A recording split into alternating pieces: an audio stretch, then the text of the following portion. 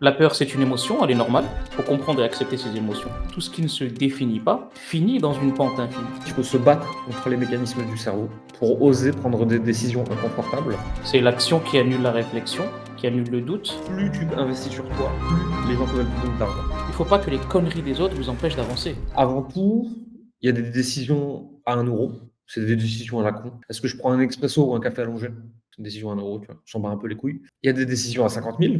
Investissement sur soi, acheter une voiture chère, dans quelle ville tu achètes ta maison, quel type de crédit tu prends pour l'acheter, des trucs comme ça. Tu vois, des décisions financièrement qui sont lourdes. Mais surtout, il y a les décisions irréversibles. Décision irréversible, pour moi, il n'y en a qu'une seule, c'est avoir un enfant. Toutes les autres décisions sont quand même s'il y en a qui sont importantes, elles sont réversibles. Et après, il y a des décisions réversibles, mais très importantes. Avec qui tu partages ta vie? Est-ce que tu te maries? Quel métier tu vas faire? Où est-ce que tu vas vivre? Comment tu vas t'entourer? Ça, c'est des décisions importantes. Tout ce qui est pas irréversible, tout ce qui est modérément important, c'est des décisions qui devraient être prises en 4 secondes, dès que tu as toutes les informations. Justement, on va revenir après sur la différence entre réfléchir et décider. Dès que tu as toutes les informations en ta possession, prendre une décision le plus vite possible, parce que de toute façon, tu peux pas savoir si elle est bonne ou pas tant que tu l'as pas prise. Et sur notre marché où on parle d'investir sur soi, parce que c'est ça le cœur du sujet finalement, c'est quand tu achètes un programme, tu investis sur soi, est-ce que tu y arrives, est-ce que tu oses et tout. Les gens, ils veulent toujours décider longtemps, alors qu'ils ont toutes les informations en leur possession. Donc, ils attendent pour rien, d'avoir de nouvelles informations qui n'existent pas puisqu'ils ont déjà toutes les informations. Et donc tout ce qu'ils vont avoir en plus, c'est leurs émotions qui s'entremêlent et qui foutent le bordel. Donc réfléchir longtemps, le temps d'avoir toutes les informations, décider vite une fois qu'on les a, c'est ni une décision importante à l'échelle d'une vie, ni une décision irréversible. Au pire du pire du pire, tu as perdu quelques milliers d'euros, tu les referas. Et ça, j'ai l'impression que c'est pas assez compris. Qu'est-ce que tu en penses? Non, c'est pas assez compris parce que tout simplement en fait c'est pas assez compris. Et pour moi en tout cas, c'est pas assez compris parce que l'être humain ne se comprend pas lui-même. L'être humain ne connaît pas son fonctionnement. On ne connaît pas le fonctionnement de nos émotions, le fonctionnement de nos peurs. Quand on a une peur, on est en panique, on perd toutes nos ressources, tous nos moyens et donc du coup en fait, on rentre dans une spirale où on se fait dévorer par nos émotions. On se fait dévorer par nos peurs, parce que là, c'est la peur en fait qui arrive en premier, la crainte, la peur, le doute, et on sait plus gérer. Et donc du coup, solution, inconnu égale danger. Et comme je me sens en danger parce que je ne me connais pas et je ne sais pas gérer mes émotions, je ne sais pas prendre de décision. Et donc, je reste dans mon caca. En quelque sorte, c'est ça. Et donc, en fait, il faut juste comprendre que la peur, c'est une émotion, elle est normale. Elle est sécrétée lorsqu'on a peur, elle est sécrétée par ce qu'on appelle la partie du cerveau, l'amygdale, et que les compartiments en fait, de notre cerveau ne fonctionnent pas en même temps. C'est impossible de faire fonctionner le cortex préfrontal et l'amygdale. C'est impossible. C'est soit l'un, soit l'autre. Et quand on arrive à comprendre que les émotions nous bloquent, nous paralysent, bah, faut qu'on comprenne que penser positivement, penser recherche de solutions, recherche de ressources, c'est avantageux. Et donc là, on va faire fonctionner une autre partie du cerveau qui est le cortex préfrontal, qui va venir aller chercher les ressources au fond de nous qui vont nous permettre de passer à l'action. Encore une fois, est-ce que tu veux être repoussé par ou est-ce que tu veux être attiré par? Ça, c'est à la personne de décider. On comprend mal que l'humain, il fonctionne aujourd'hui encore au niveau physiologique et cérébral, comme à l'époque préhistorique. Tu peux pas réfléchir et combattre ou fuir en même temps. On fait toujours, tu sais, cette blague à la con, on dit l'homme, il est vite débile parce qu'il peut pas irriguer 2 endroits du corps aussi éloignés en même temps. Et en fait, tu vois, derrière cette blague à la con, il y a un truc vrai. Tu peux pas irriguer les muscles pour courir ou combattre et en même temps irriguer ce qu'il faut, le cerveau, enfin irriguer, c'est plutôt production d'énergie, et produire un raisonnement complexe. Parce que c'est pas les mêmes parties du cerveau, parce qu'il y a un moment, c'est en train de réfléchir à quoi faire, tu n'es plus en train de le faire. Donc quand ton corps, il a peur, il se met en situation extrême, combat-fuite, et donc il ne peut plus réfléchir. C'est pas fait pour, en fait. En situation combat-fuite, l'organisme humain n'est pas fait pour réfléchir.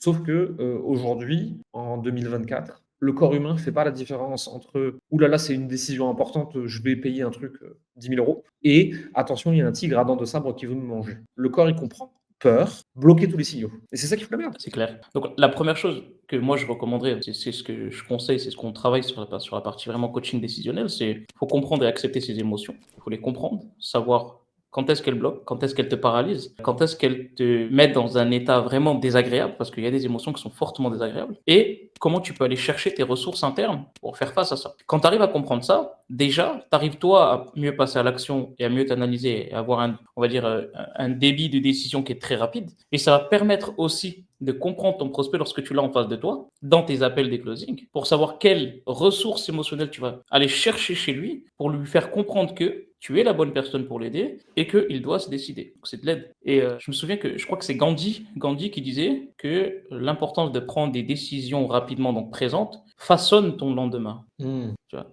Il y a un commentaire C'est hyper clair que si intéressant. tu effectivement, tu commences à repousser à chaque fois les choses, ne t'étonne pas que demain soit moins bien qu'aujourd'hui. Ne t'étonne pas que la semaine prochaine, que le mois prochain, que les 6, 12, 18, 24 prochains mois soient encore dans une pente descendante, parce que bah, tout simplement, tout ce qui ne se définit pas finit dans une pente infinie. Donc si tu définis pas tes objectifs, mais aussi ta prise de décision pour aller atteindre tes objectifs, ne t'étonne pas que la descente, elle soit infinie. Il y a un commentaire intéressant ici. La différence entre les peurs rationnelles et irrationnelles. Les peurs rationnelles sont vitales. Sinon, on sauterait tous de la falaise comme des moutons. Et les peurs irrationnelles sont juste des suppositions infondées. C'est celle-là qui nous freine. C'est ça, en fait.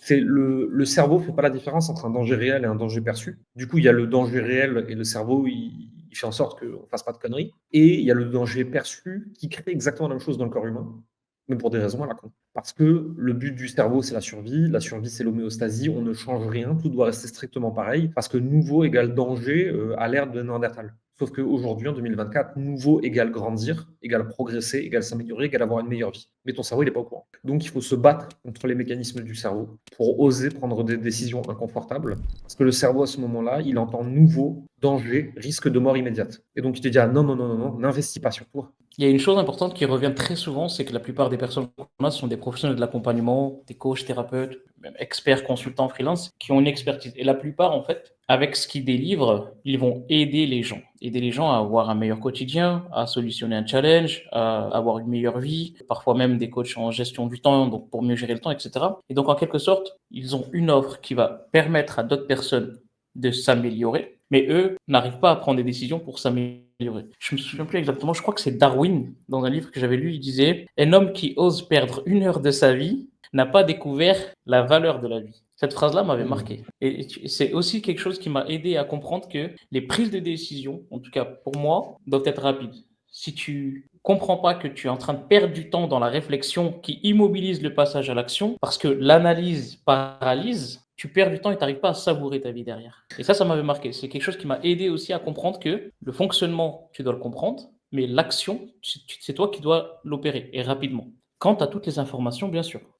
D'ailleurs, si vous avez déjà été confronté à des décisions comme ça difficiles, où il y a de la peur qui s'en mêle, où vous n'arrivez pas à savoir si c'est une décision rationnelle, irrationnelle, rapide, lente, importante, irréversible, dites-le dans les commentaires, comme ça on prendra quelques trucs et on vous donnera juste notre avis parce que c'est le sujet aujourd'hui. Tu as déjà été confronté à ça, toi, Rachid? Ouais, moi j'ai déjà été confronté à ça il y a plusieurs années derrière. Depuis beaucoup moins, j'arrive à prendre des décisions rapidement. Je suis quelqu'un qui aime trop payer les choses en une fois. En fait, il y a aussi, tu vois, il y a des concepts, il y a des choses quand tu avances dans ta vie entrepreneuriale. Ce que j'imagine, je le crée, ce que je pense, je le deviens, ce que je ressens, je l'attire. Et fut un temps, en fait, j'aimais payer en plusieurs fois. Et chaque fois dans mon travail, mes clients me payaient en plusieurs fois. Quand je payais en une fois, j'attirais des personnes qui payaient en une fois. Tiens, et c'est fou, hein. Pourquoi je rigole? C'est parce que on est à peu près tous d'accord sur Internet, ceux qui sont là depuis longtemps, on est tous d'accord pour dire qu'en vrai, si on veut que les gens payent en une fois, c'est parce que ça nous arrange bien, nous, en termes de trésorerie. Mais on a aussi remarqué un truc, et ce truc-là, je l'explique pas scientifiquement, attention, hein, juste je l'observe. C'est que plus moi-même je paye en une fois, donc simplement pour arranger la personne en face, plus les gens me payent en une fois aussi, ça m'arrange. Et je sais pas d'où ça vient. Je sais pas d'où vient cet engagement, ce changement d'énergie, ce changement de posture, etc. Je l'explique pas. Ça se trouve, c'est de la pensée magique qui vient de nulle part. Mais je l'observe systématiquement. Plus tu investis sur toi, plus les gens veulent te donner de l'argent. Plus tu payes cher, plus les gens veulent te payer cher. Plus tu payes en une fois, plus les gens veulent te payer en une fois. Je suis quasiment sûr que ça se base sur rien, mais ça s'observe à chaque fois. C'est fascinant. Pour revenir à ta question, ouais, bien sûr que ça m'est déjà arrivé il y a quelques années, une décision importante à prendre, un virage à 360 degrés à prendre, la naissance de mon fils, je savais pas est-ce que c'était la bonne décision ou pas. Financièrement, c'était juste, j'ai vendu ma voiture pour faire un accompagnement. Je peux te dire que ma femme, elle me regardait avec les gros yeux en me disant: «Tu es sûr de ce que tu fais là? Il y a le petit qui arrive, on n'aura plus de voiture». Mais ouais, j'ai pris effectivement du temps pour prendre cette décision parce que là, il y avait d'autres enjeux autour, et cetera. J'avais l'ensemble des informations et finalement, j'ai sauté dans le vide. C'est l'action qui annule la réflexion, qui annule le doute, mais c'est aussi les capacités, le travail après qui te fait aller chercher ce que tu mérites d'avoir. Donc moi, je dis toujours, à partir du moment où tu es prêt à te retrousser les manches, la méthode, elle a fonctionné pour 1, 10, 100, 200, 1000, 3000 personnes. Qu'est-ce qui fait qu'elle ne fonctionnerait pas pour toi? Et après, Donc ouais, les gens créent leurs conditions de succès, leurs conditions d'échec. Je l'ai déjà remarqué, il y a des personnes, elles n'ont pas de résultats, tu les mets dans les bons environnements, ils se chauffent entre le petit groupe et paf, la personne qui n'a pas de résultats, elle en a. Tu prends une personne qui avait des résultats, tu la mets dans un groupe qui n'est pas content, ils vont se chauffer, Et la personne qui avait des résultats, elle en a plus. L'entourage est hyper important dans ce que tu vas être capable de produire, dans ta prise de décision, etc. Ah, l'entourage, c'est banger, c'est game changer. C'est aussi pour ça que quand moi je rencontre et quand on rencontre avec l'équipe des personnes qui ont effectivement un environnement beaucoup salarié, des personnes qui ne comprennent pas l'entrepreneuriat, pour qui c'est un danger à 2000% de se lancer dans une activité entrepreneuriale, etc.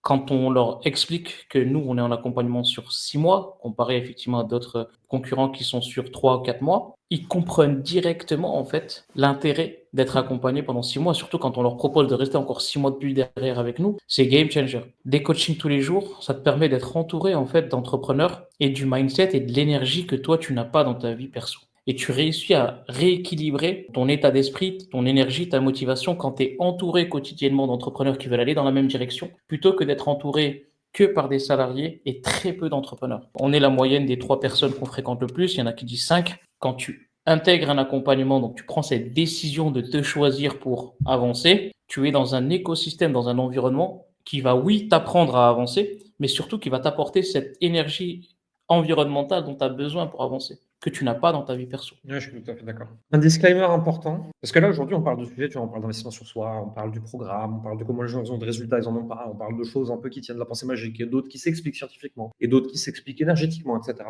Je voudrais que toutes les personnes qui nous suivent, et en ce moment, je fais beaucoup ce disclaimer, mais il est important, en fait. On vous dit ce en quoi on croit profondément. C'est pas un engagement légal, c'est pas une promesse de résultat. Investir, ça peut être risqué. Votre situation personnelle est plus importante que ce qu'on dit. Le contexte vaut plus que le conseil. Et c'est pour ça d'ailleurs que chez nous, vous ne pouvez pas acheter en cliquant sur un bouton. Il faut obligatoirement parler à quelqu'un de l'équipe. Vous ne pouvez pas connaître un prix sans parler à quelqu'un de l'équipe. Vous ne pouvez pas connaître un produit sans parler à quelqu'un de l'équipe. Parce que le contexte vaut plus que le conseil. Et si votre situation fait que on ne doit rien vous vendre, on ne vous vendra rien. Et si votre situation fait que il faut revenir dans 6 mois, on vous dira revenir dans 6 mois. Et si votre situation fait que c'est pas nous les bonnes personnes, on vous le dira aussi. Donc, quoi qu'on dise ici pendant ce live, et on va en faire toutes les semaines, branchez votre cerveau. On vous partage ce en quoi on croit et qui nous a amené là où on est aujourd'hui. Ça ne veut pas dire que c'est une vérité absolue. Ça veut dire que ça a marché pour nous. Ça a l'air de marcher pour la plupart de nos clients. Mais c'est pas pour autant qu'il y a 100% de chances que ça marche pour vous. Ça dépend de ce que vous en ferez. Ça dépend de votre contexte, ça dépend de votre passage à l'action, ça dépend de votre situation personnelle. Une personne qui a des millions d'euros sur un compte, il ne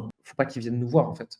Parce qu'il est tellement tranquille, il va rien foutre. Une personne qui n'est pas sûre de pouvoir nourrir son enfant demain matin, elle ne doit pas venir nous voir. Elle a d'abord à mettre sa situation financière au clair. Les personnes qui sont entre les deux de ça, nous, on peut les aider. Et le contexte prime sur le conseil. Je voudrais que vous vous rappeliez ça souvent. Qu'est-ce que t'en penses, Rachid? Je l'ai pas encore appris par cœur ton disclaimer, mais je l'ai tellement entendu de fois que je vais pas tarder normalement à le répéter moi aussi. Mais ouais, c'est clair. C'est clair que on ne peut pas aider tout le monde. Et d'ailleurs, c'est pour ça que je dis souvent que pitcher, donc présenter son offre, ça se mérite. Et ça se mérite, c'est pas uniquement dans le sens péjoratif du terme, c'est dans tous les aspects. C'est-à-dire que si toi aujourd'hui tu es dans une situation critique, on n'est pas fou de te mettre plus en danger que ce que tu l'es actuellement. Donc il y a des priorités. Et si effectivement tu es dans l'aisance et que tu n'es pas dans l'énergie de passer à l'action, l'objectif pour nous, c'est d'avoir le maximum de résultats. Donc, c'est clair. Très bon Il y disclaimer. a, il y a un truc que je disais. Et alors, ce truc-là, il est tellement touchy. Normalement, je le dis en off et encore quand on est trois. Ceci n'est pas un conseil en investissement. Ce que je vais dire là maintenant, juste après, ça ne veut pas dire que vous devez le faire. Je donne mon opinion. Mon opinion n'est pas meilleure que celle d'un autre. Il n'y a pas longtemps, je parlais à quelqu'un qui me disait dans l'équipe ouais, mais si la personne elle est en situation un peu compliquée, qu'elle ne sait pas trouver les fonds, etc., qu'est-ce que tu en penses? Qu'est-ce qu'on devrait faire? Qu'est-ce qu'on devrait dire? Je fais alors, moi, je peux te donner la réponse, mais tu n'as pas le droit de la dire légalement. La réponse, c'est que aujourd'hui, n'importe qui sur Internet est capable de trouver entre 5 et 10 cas en cliquant sur 3 boutons. Il va rembourser ça sur 72 mois. Ça va lui coûter entre 80 et 100 euros par mois. Si la personne, elle est à 80 euros par mois près, il ne faut pas qu'elle devienne entrepreneur à la court terme. Il faut qu'elle remette ses finances en ordre et qu'elle s'occupe d'elle, de sa famille et des choses qui sont importantes. Et ça, c'est un truc. Là, on est un peu entre nous, ça va, tu vois. Mais légalement, on n'a pas le droit de dire ce genre de truc. Mais en vrai, en fait, si tu es à 80 euros près, c'est pas le moment d'être entrepreneur. Tu savais, Jérémy, que moi, j'ai jamais demandé à un prospect d'aller faire un prêt, Qu'est-ce que tu leur as dit? d'aller chercher des solutions et que ça vienne d'eux-mêmes. Mais le mot prêt et banque n'est quasiment jamais sorti de ma bouche. Le truc compliqué, c'est que foncièrement, tu veux être entrepreneur, trouver des solutions, trouver des financements, trouver des réponses, trouver des opportunités. C'est ton job, en fait. Mais vu que nous, on vend de l'accompagnement, On n'a pas le droit de dire ça aux gens. Parce que sinon, légalement, c'est un peu touchy, on peut avoir des problèmes. On en Mais revient si, à recherche de si, solutions internes. si j'étais un accélérateur de start-up financé par l'État, je dirais aux gens, si vous n'êtes pas capable d'aller lever 250 000 euros pour votre projet, c'est que vous n'êtes pas entrepreneur. Et j'aurais le droit de le dire. C'est ça qui est compliqué. En fait, pour rebondir, pour continuer sur ce live brouillon, en fait, tout ce qu'on a toujours voulu, tout ce qu'on veut toujours, c'est toujours de l'autre côté de la peur. C'est jamais du côté qu'on pense actuellement, parce qu'on pense, normalement, quand on a une décision à prendre, on a une décision, et donc on a la peur, la crainte, le doute qui vient. Et les réponses aux questions qu'on se pose, et la situation qu'on veut, elle sera toujours au-delà de l'autre côté de la peur. Maintenant, c'est est-ce qu'on va être capable de sauter, ou est-ce qu'on sera incapable de sauter? Si on est capable de sauter, c'est qu'il y a deux raisons. Un, on a vraiment envie de faire ça. On a vraiment envie de développer, on a vraiment envie d'aider les gens, etc. Deux, on sait pourquoi on le fait, ou pour qui. Ça peut être pourquoi ou pour qui. Et quand on a ces deux-là qui sont clairs, on a l'envie et on a la vision. Donc, si tu veux, c'est j'ai l'objectif et j'ai la vision, parce qu'il ne faut pas confondre les deux. Il y a beaucoup de personnes qui confondent vision et mission. C'est deux choses différentes. Quand on a ces deux, on a une facilité à avancer. C'est aussi pour ça que nous, dans nos appels, je fais ça en 2 appels. Le premier appel, limite, c'est juste je travaille sur la vision et la mission avec les objectifs et les craintes, les doutes, les peurs. Et la deuxième séance, là, on va travailler sur le pitch, la présentation pour lui expliquer. Mais tu ne peux pas faire passer aujourd'hui une personne, et je le dis à toi si tu regardes cette vidéo et que tu es coach et que tu fais des appels de vente, tu ne peux pas faire passer une personne à l'action si elle est dans un état de peur, c'est impossible. Tu peux te battre, tu peux lui dire que tu es la meilleure, essaye de la convaincre. D'ailleurs, j'aime beaucoup ce mot parce qu'il est composé de 2 mots, con et vaincre. Il faut être con pour vouloir vaincre. Dans un appel, il y a 2 gagnants. Il n'y a pas un seul gagnant. C'est ce que je dis toujours, tu dois ressortir d'un appel en te sentant plus grand, pas plus petit. Ouais, ça tombe bien qu'on fasse ce live là maintenant parce qu'on est le 28 novembre. Là, dans un mois, c'est 2025. Qu'est-ce qu'on peut partager, qu'est-ce qu'on peut dire pour justement à tous ceux qui nous regardent, comment préparer cette année 2025 en termes d'état d'esprit, en termes d'énergie, de motivation, en mode freestyle, Jérémy? Qu'est-ce que je veux? Qu'est-ce que je suis prêt à donner pour l'obtenir? Quels moyens je vais mettre en œuvre? À quelle vitesse? Si on se focus sur le dernier, il faut comprendre qu'il y a un delta entre le moment où tu prends la décision d'investir, donc d'investissement, et le moment où tu commences à avoir des résultats. Et beaucoup de personnes n'arrivent pas à comprendre ça. Ils pensent que moi, 2025, je veux faire ça. Donc en 2025, je prendrai la décision de. Oui, sauf qu'il y a un delta. Parfois, ça peut prendre 1, 2, 3 mois de mise en place et d'action, de déclenchement pour aller chercher tes résultats. Et donc, si ton objectif, c'est d'avancer correctement en 2025, ta décision, tu dois la prendre hier. Si ce n'était pas hier, ce sera demain ou aujourd'hui. Pourquoi? Parce que ça te laisse le mois de décembre. Et moi, j'aime beaucoup le mois de décembre parce que je pars du principe que c'est pendant que les gens se reposent qu'on peut prendre de l'avance. C'est mon principe à moi, c'est ma croyance. Tu sais à quel point je suis d'accord, hein. C'est ce qu'on Juillet, appelle août, l'intensité sélective. et juillet, août, c'est la même chose. L'intensité sélective, c'est de dire quand tout le monde se repose, j'accélère. Quand tout le monde accélère, je me repose. Je sais qu'il y a beaucoup de personnes qui nous écoutent qui aiment bien les analogies. Quelqu'un qui plante des graines pour semer des pommes de terre. Je veux des pommes de terre en janvier. Mais je vais pas les semer en janvier. Je vais faire ça, je sais pas, je connais pas l'agriculture. Si mon père m'entend, il va me tabasser parce qu'il me l'a répété tellement de fois. Mais normalement, je dois semer ça 2, 3, 4 mois et je vais commencer à arroser. Donc, toi, tu veux récolter, mais tu veux semer en même temps. À moins que tu aies une baguette magique, à moins que tu aies la potion d'Obélix ou je sais pas quoi. Oui, mais comme 100%, tu l'auras pas. Pense à, je vais semer dans le but de récolter. Et donc, si ton objectif 2025, c'est de développer ton activité, d'aller faire 3, 5, 6, 10 000 euros de chiffre d'affaires, ton objectif, c'est de semer maintenant. C'est de prendre cette décision de te choisir. Et je dis toujours de te choisir. Parce qu'attention, ne pense pas que tu choisis quelqu'un. Quand tu prends une décision, elle te revient à toi, c'est ta responsabilité. Tu te choisis. Pense à te choisir dans le but de faire les choses qui te correspondent en étant aligné avec toi-même et en atteignant tes objectifs. Pourquoi, selon toi, en dehors de l'aspect émotionnel qu'on a déjà évoqué, pourquoi est-ce que les gens, ils ont autant de mal à prendre une décision d'investissement sur soi, d'achat de coaching, cours en ligne, programme, mastermind, etc. Est-ce que c'est parce qu'en France, l'éducation est gratuite, même si elle est à chier, et du coup, tout le monde tremble dès qu'il faut lâcher 3 euros pour s'éduquer soi-même et pour avoir une vie plus intéressante et apprendre plus de trucs? Ceci est un jugement de valeur, c'est cadeau. Ou alors, est-ce qu'il y a une autre raison qui se cache derrière? Je pense qu'il y a plusieurs raisons. Si on est amené à les étaler ici, je pense qu'à 13 heures, on serait encore là. Mais pour te répondre de la manière la plus succincte et directe possible, il y a beaucoup de personnes qui comparent l'extérieur des autres à leur propre intérieur. Autrement dit, je veux développer une activité, je vais regarder mes concurrents, je vais voir comment ils font et je me dis je vais faire comme eux. Et donc, ils vont aller sur leur profil, ils vont regarder, ils vont commencer à copier-coller comme eux, etc. Donc, il y a cette première croyance de je peux le faire seul. Sauf que j'ai bien dit comparer l'extérieur des autres avec ton intérieur, mais tu sais pas ce qu'il y a dans l'intérieur de la personne. Un, c'est pas tes valeurs, c'est pas ton énergie, c'est pas ta personnalité. Et deux, la personne, elle a peut-être investi, peut-être même beaucoup plus que ce que tu penses et elle est au niveau 9 de son chapitre et que toi, tu es au niveau 1 et que ce qu'elle fait actuellement, ça ne peut ne pas marcher pour toi. Donc, cette croyance de te dire je vais le faire seul parce que ça paraît simple, derrière la simplicité qu'on voit, généralement, il y a toujours un gros travail qui a été fait. Et ça, on ne le dit pas. Donc, ça, c'est la première Je vais raison. donner un exemple. Je te donne juste un exemple là-dessus. Parce que je regardais un truc hier dans un programme que je suis en train de suivre. Et le mec, il disait, pour décider, est-ce que tu vas faire du high ticket, donc plus de 2000 euros, est-ce que tu vas faire du mid ticket? Alors lui, il considère que c'est 1000, 1005, mais bon, en vrai, c'est 500 à 1005, on va dire. Ou est-ce que tu fais du low ticket, donc c'est un truc à moins de 100 balles. Tu vois. Il disait, attention, le high ticket est un niveau de difficulté 3 sur 10, mais tu peux aller que jusqu'à 5 millions. Le mid ticket est un niveau de difficulté 6 sur 10, mais tu peux aller à 10 à 20 millions. Et le low ticket est un niveau de difficulté 10 sur 10, mais tu peux aller à 100 millions. Il disait, il est interdit de passer au niveau de difficulté d'après tant que tu n'as pas fini le jeu du niveau de difficulté d'en dessous. Ne pas vouloir construire quelque chose que tu n'es pas encore capable de gérer en t'imposant des difficultés supplémentaires inutiles. Très bel exemple. Donc ça, c'est vraiment, pour moi en tout cas, la première raison. La deuxième, c'est que tout le monde aujourd'hui a déjà eu un appel de closing. Ne serait-ce que NJ ou Total ou Orange ou SFR qui t'appellent pour te faire changer d'abonnement ou d'opérateur. Donc tout le monde a déjà eu un appel de closing. Et pour ceux qui sont dans l'accompagnement, vous avez sûrement dû avoir des appels de closing avec des personnes. Donc du coup, on arrive à la vente, le closer, c'est des agressifs, c'est des bourrins, c'est des vendeurs de rêves, pression externe, émotion, culpabilité dans l'appel, etc. Donc, il faut un travail pour faire passer la personne à l'action qui est un petit peu du côté dark. Parce que moi, je pense que tout le monde doit comprendre que la ligne, elle est fine dans la vente. Tu peux en faire une arme de construction massive quand tu donnes envie d'acheter. Et tu peux aussi en faire une arme de destruction massive quand tu veux absolument vendre. Ça veut dire que tu es attaché à l'encaissement. Donc, détache-toi de l'encaissement, va dans la relation, et c'est de la relation que va découler la transaction. Et donc, à force de faire des appels, ils ont eu une mauvaise image. Donc, à chaque fois qu'ils démarrent un appel, ils se disent, il va pas me closer. Donc, déjà, cet état d'esprit de démarrer un appel en te disant, je vais pas prendre ma décision, déjà en soi, c'est une décision. Tu as décidé de ne pas te choisir. Mais, je les comprends, ces gens-là, parce que depuis 2019, il y a une vague effectivement de closers très agressifs et qui font du mauvais boulot. Donc, du coup, ça crée ce nouveau trauma, on va appeler ça, dans le cerveau de la personne, ce qui fait que, eh bien, c'est une barrière. C'est une barrière pour ces gens-là. Donc, dès qu'ils démarrent un appel, ils se disent, on va essayer de me vendre quelque chose. Donc ça, c'est vraiment aussi une barrière en plus qui t'empêche de prendre cette décision de te choisir parce que déjà, tu pars dans une appréhension, dans un discours interne chez toi qui t'empêche de passer à l'action initialement.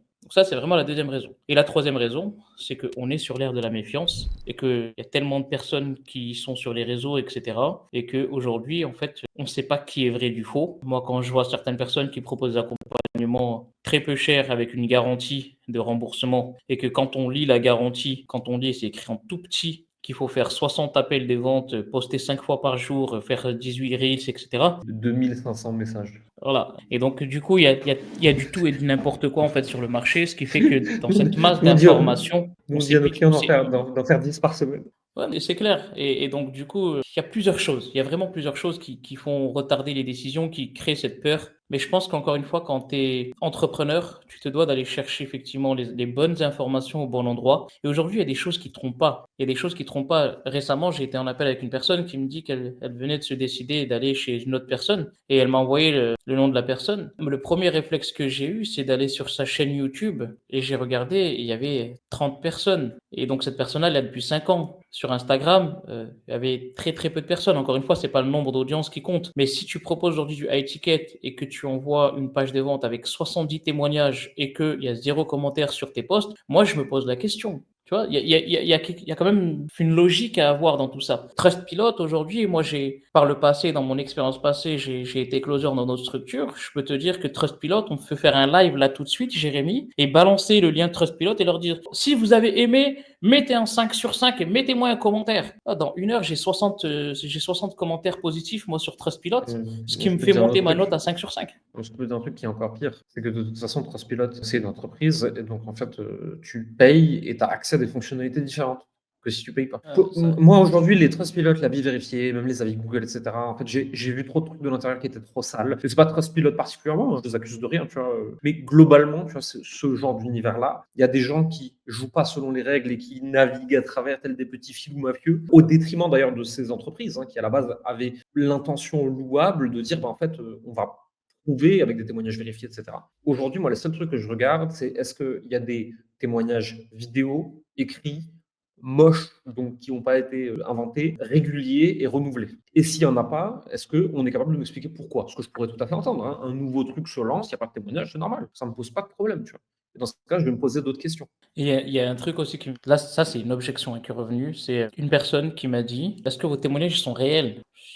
Waouh! Qu'est-ce qui te fait dire qu'ils sont pas réels? On met Et leur nom, chaque on leur pose personne la question, hein. ouais, exactement, on met à chaque fois leur nom en dessous, vas-y. Elle me dit: «Non, parce qu'en fait, je suis tombé sur, une structure que j'avais vu des vidéos témoignages d'une personne, mais j'ai vu aussi une autre structure et j'ai vu la même personne faire le témoignage et en fait, je me suis renseigné, c'était une actrice de 5 € ou de ComeUp». Oh putain, c'est chaud Oh, ça. oh, ah, ça va loin et donc en fait, tu vois, c'est toutes ces petites conneries de certaines personnes qui font que aussi, tu vois, la peur chez la personne, elle se renforce. Encore une fois, chaque entrepreneur aujourd'hui a cette capacité d'aller chercher ses ressources au fond de lui, d'aller voir ce qui est vrai, du moins vrai ou du pas vrai. Vous en êtes complètement capable et faites ce devoir, faites ce travail de votre côté. YouTube, il y a des vidéos, les réseaux sociaux, il y a à chaque fois sous chaque témoignage, si vous n'avez pas le lien des réseaux sociaux de la personne, posez-vous la question. Quand vous allez regarder une vidéo YouTube, s'il n'y a pas de commentaires, c'est que posez-vous des questions. Si vous voyez qu'une personne elle est présente depuis 5, 10, 15 ans sur le marché et qu'il y a une très petite audience de 30 à 50 personnes, hein, pour vous donner un petit aperçu,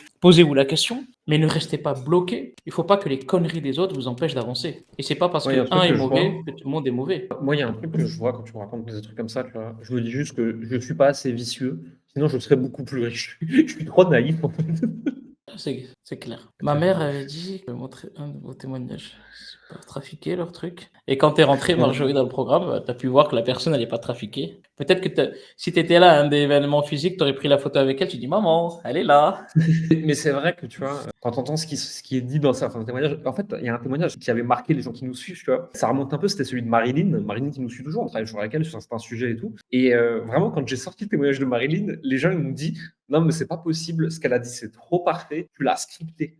Je fais: «Non, en fait, c'est juste que Naturel. Marilyn, elle a vécu le chemin d'accompagnement, entre guillemets, parfait qu'on aimerait raconter dans nos témoignages, tu vois? Et elle l'a raconté de la façon dont un marketeur aurait eu envie de le raconter. C'est un coup de cul quelque part, tu vois, si tu veux, pour nous en termes de marketing. Mais l'histoire derrière, elle est vraie, mais du coup, personne nous a cru. Je pense qu'on a fait un grand tour là, sur la partie Je peur, pense vente. je pense aussi. Petit cas d'usage, toujours pareil, quand vous arrivez tout doucement vers la fin du live, on va encore, dire deux trois trucs, mais vous mettez cochon d'Inde dans les commentaires. Pour les gens qui arriveraient par ici, je vais expliquer pourquoi. On met cochon d'Inde dans les commentaires, comme ça, quand la personne, elle débarque de l'extérieur, qu'elle a jamais vu nos lives, elle arrive, elle voit une armée de cochons d'Inde et elle se dit: «OK, ceux-là, ils sont fêlés, en fait, ils ont un problème psychologique visiblement». Donc, soit la personne, elle est un peu marrante, elle a un peu de second degré, elle reste et on reste entre gens bien, soit la personne, elle est outrée, elle s'en va, on reste tranquille entre nous.